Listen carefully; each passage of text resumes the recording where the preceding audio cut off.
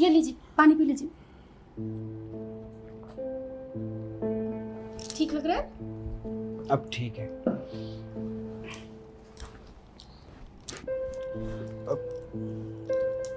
रिया, मुझे ना बहुत चिंता हो रही है। किस बात की? देखो 3 महीने हो चुके मेरे एक्सीडेंट को, और डॉक्टर ने भी कह दिया है कि शायद 1 साल में अगर ठीक हो पाओ तो ठीक है, वरना पूरी ज़िंदगी मुझे ऐसे ही रहना पड़ेगा। और तुम कब तक मेरी ऐसी सेवा करती रहोगी? आप परेशान मत हो, देखना भगवान जी आपको बहुत जल्दी ठीक कर देंगे। डॉक्टर कोई भगवान थोड़ी है, आप देखना 1-2 महीने में ही चलने फिरने लग जाएंगे। और मैं आपकी पत्नी हूँ, मेरा फर्ज है आपकी सेवा करना। तुम ये सब मुझे तसल्ली देने के लिए बोल रही हो। तुम खुद सोचो ना, हमारी शादी को सिर्फ 3 महीने हुए हैं, और इन 3 महीनों में तुमने आखिर क्या जिंदगी जी है? तुम्हारे भी तो कुछ सपने हो गए, तुमने भी तो शादी के बाद बहुत सारे सपने देखे होंगे, और मेरी इस हालत की वजह से ना तुम्हारे सारे सपने चूर हो गए होंगे। आप ऐसा क्यों सोच रहे हैं? देखो, आप अपना दिल मत छोटा करो। और पता है आपको, इन 3 महीनों में ना आपने मुझे इतनी खुशी दी है जितनी शायद मैंने अपने पूरे जीवन में नहीं जी। आप परेशान मत हो, सब ठीक हो जाएगा। देखो, मुझे पता है कि तुम मुझसे बहुत प्यार करती हो, और मैं भी तुमसे ना उतना ही प्यार करता हूँ। इसलिए मैं चाहता हूँ कि देखो, भगवान ने मेरे साथ जो करना था वो कर दिया, पर मेरे चक्कर में तुम क्यों अपनी ज़िंदगी खराब कर रही हो? मैं चाहता हूँ कि तुम दूसरी शादी कर लो। क्या? अरे विशाल, ये क्या बोल रहे हैं आप? मैं पत्नी हूँ आपकी, शादी की है मैंने आपसे, 7 फेरे लिए हैं आपके साथ, जीवन भर आपका साथ निभाना है मुझे। देखो ऐसे मत बोलो प्लीज, नहीं तो मुझे ऐसा लगेगा कि शायद मुझ में कोई कमी है। अरे नहीं नहीं, तुम्हें कोई कमी नहीं है। और देखो, तुम ऐसा दिल छोटा मत करो, तुम ऐसी नाराज हो जाते हो, मुझे अच्छा नहीं लगता। ठीक है, कोई बात नहीं, मैंने मान लिया कि तुम जिंदगी भर मेरा साथ निभाओगी। मैं तो बहुत खुशकिस्मत समझता हूँ खुद को कि तुम जैसी बीवी मेरी जिंदगी में आई हो।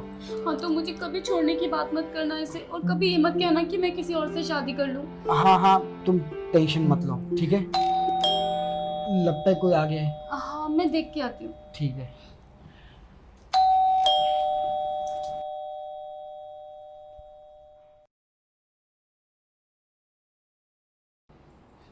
विशाल, देखो आपसे मिलने कौन आया है?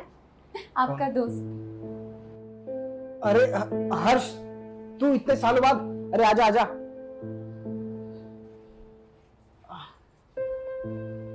क्या बात है, इतने सालों बाद तू यहाँ पे कैसे? तू मेरी छोड़, ये बता तूने अपने साथ ये क्या कर लिया है? तूने एक बार भी मुझे बताना जरूरी नहीं समझा?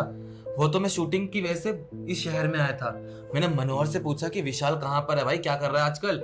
उसने बताया कि तेरा एक्सीडेंट हुआ है। मैं सारा काम छोड़कर तेरे घर पर आया हूँ, और देखो बेड रेस्ट पे है तू। अब क्या बताओ यार, 3 महीने हो चुके, अचानक से एक एक्सीडेंट हो गया, और एक्सीडेंट के बाद कई दिनों तक यही हालत है। अब डॉक्टर बोल तो रहे कि 1 साल में ठीक हो जाएगा, पर फिर भी देखते। तू ये सब छोड़, ये बता तू यहाँ आया किस लिए? यही बताया तो, शूटिंग की वजह से आया था। और मुझे लगता है ना तू मुझे अपना दोस्त मानता ही नहीं है। और भाभी जी, आप भी शायद मुझे अपना देवर तो मानती ही नहीं है, तभी तो आप लोगों ने मेरे को ये बात बताई नहीं कि तेरा एक्सीडेंट हो गया है। और सुन, अब जो होना था हो गया, तू टेंशन मत ले, मैं आ गया हूँ ना। पैसों की टेंशन मत लियो, पैसा जितना तेरे इलाज में लगेगा ना, मैं सब देने के लिए तैयार हूँ। अरे तू टेंशन मत ले, ऐसी हालत होने के बाद भी ना मैं एकदम टेंशन फ्री बैठा हुआ हूँ। पता है क्यों? क्योंकि एक तो तेरी भाभी है जो मेरा बहुत ख्याल रखती है, और तेरे जैसा दोस्त जो है जो हर टाइम मुझे काम आता है। वो तो अच्छी बात है, अब तो तू बड़ाई तो करेगा ही मेरी, बता तो तूने जरूरी समझा नहीं। और भाभी जी बहुत अच्छी है। तू खुश नसीब है कि तेरी इस लड़के से शादी हुई है। देखना, तेरे सुख में भी साथ है और तेरे दुख में भी। अच्छा ये सब छोड़, ये बता तू अब आया है तो रहने का ठिकाना क्या है तेरा? अभी तो कुछ नहीं सोचा, कहाँ रहूंगा कहाँ नहीं। वही है, अपना होटल में रहूंगा, और क्या यार। बे यार, कैसी पागलों जैसी बात कर रहा है तू? अपने घर पे आया है, तू अपने घर पे आके तू ये बोल रहा है कि होटल में रहेगा? देख, तुझे ना होटल वोटल में जाने की कोई जरूरत नहीं है। जितने दिन रहना है, 2 दिन 3 दिन 4 दिन, तुझे यही रहना पड़ेगा, ठीक है? अरे यार, तू कैसी बातें कर रहा है? तू अपने आप को देख, और भाभी जी तेरी इतनी टेक केयरिंग कर रही है, और मैं उनके ऊपर ना बर्डन नहीं डाल सकता कि मेरा भी खर्चा उठाओ, मेरी चीजें देखो। नहीं यार, मैं ये सब नहीं कर सकता। अरे यार, कैसा बर्डन? एक तो 2 साल बाद तू आया है और ऐसी बातें कर रहा है। देख, तू ना यहाँ से कहीं नहीं जा सकता, ठीक है?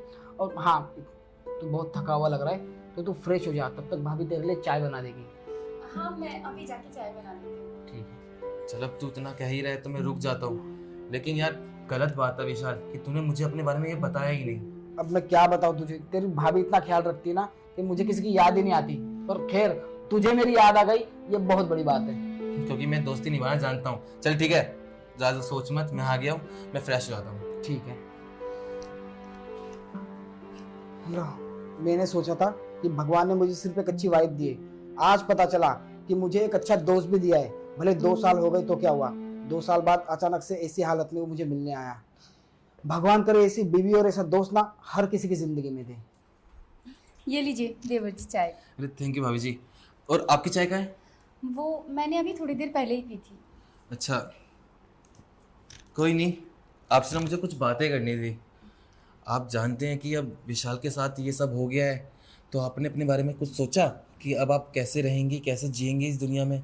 अब इसमें सोचना कैसा है, अपने पति के साथ रहूंगी, उनकी सेवा करूंगी। भाभी जी वो बात तो ठीक है कि आप अपने एक पत्नी होने का धर्म निभा रही हैं, लेकिन पत्नी से बढ़कर आप अपनी जवानी तो देखिए।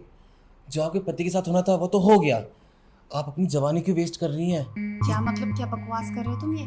देखिए भाभी जी, मैं कोई बकवास नहीं कर रहा हूँ, सच बोल रहा हूँ। अब देखो, जो होना था हो गया। मैं आपको ना एक बात बताना चाहता हूँ, मैं ना आपसे ना प्यार करता हूँ। क्या पागल हो गए हो क्या? क्या बोल रहे हो तुम? अरे मेरे पति के दोस्त हो तुम, अपनी औकात मत भूलो, अपनी औकात में रहो। भाभी जी ये औकात वाली बात कहाँ से आ गई? आप शायद जानती नहीं, मेरी औकात तो ना विशाल से भी ज्यादा है, उससे ज्यादा ही कमाता हूँ, शूटिंग लाइन में हूँ यार। और देखो, शायद वो आपको वो वाली खुशियाँ नहीं दे पाया होगा जो मैं आपको दे सकता हूँ। अब आप टेंशन नहीं लोगी विशाल की कि यार उसका क्या करना होगा, उसको कैसे रखना होगा, तो आप टेंशन मत लो ना। मैं उसको एनजीओ में शिफ्ट करवा दूंगा, वहां पर मेरी पर्सनल नर्स जाएगी, उसको टेक केयर करेगी, और आप मेरे साथ शादी कर लो। विशाल कोई लवारिस नहीं है, उसकी पत्नी अभी जिंदा है। मैं उनका इलाज कराऊंगी और देखना वो बहुत जल्दी ठीक भी हो जाएंगे, समझे तुम? और हाँ, तुम्हारी इन फालतू बातों के लिए मेरे पास टाइम नहीं है। और हाँ, तुम निकल सकते हो मेरे घर से, निकलो यहाँ से। अरे भाभी जी, अब यहाँ से निकलने का वक्त नहीं है, अब आपके दिल में घुसने का वक्त है मेरा। देखिए भाभी जी, मैं आपको भलाई तो चाहता हूँ, और कहीं ना कहीं विशाल भी तो चाहता होगा कि मैं उसकी बीवी का ध्यान रखूं, और वो भी चाहता होगा कि मैं शायद आपसे शादी कर लूं। देखिए भाभी जी, बात मानिए मेरी और मुझसे शादी कर लीजिए। अरे छोड़ मेरा हाथ। तुम्हारी हिम्मत कैसे हुई मुझे हाथ लगाने की? अरे विशाल, तुम्हारे पैर ठीक कैसे हो गए और तुम्हारा हाथ भी ठीक हो गया? ये सब हो क्या रहा है इस घर में? और ये तुम्हारा दोस्त मेरे साथ पता नहीं कैसी कैसी हरकतें कर रहा था, मुझे तो कुछ समझ में नहीं आ रहा। भाभी जी मैं समझाता हूँ आपको, और आपको पता है विशाल का कोई एक्सीडेंट नहीं हुआ, और ये सब करने के लिए मुझे विशाल ने ही कहा था। क्या विशाल ने कहा था? ये सब क्या हो रहा है? देखो, मैंने इसे कहा था ये सब करने के लिए। वो क्या है ना, हमारी शादी को 3 महीने हो चुके थे, और उन 3 महीनों में हमारे बीच जो भी चल रहा था सब कुछ अच्छे चल रहा था। मेरा अच्छा खासा बिजनेस चल रहा है, अच्छे खासे पैसे आ रहे हैं, मतलब हमारी लाइफ में सब कुछ अच्छा ही चल रहा था, सुख ही था। पर मैं देखना चाहता था कि मेरे दुख के दिनों में अगर ऐसा दिन सच में मेरे ऊपर आ जाए तो क्या तुम मेरा साथ दोगी या नहीं दोगी, बस ये चेक करने के लिए मैंने ये सब किया। मतलब मेरा लॉयल्टी टेस्ट लेने के लिए तुमने अपने दोस्त को ये सब करने के लिए बोला? अरे तुम्हें मुझ पर विश्वास नहीं था क्या कि मैं तुम्हारा साथ दूंगी या नहीं?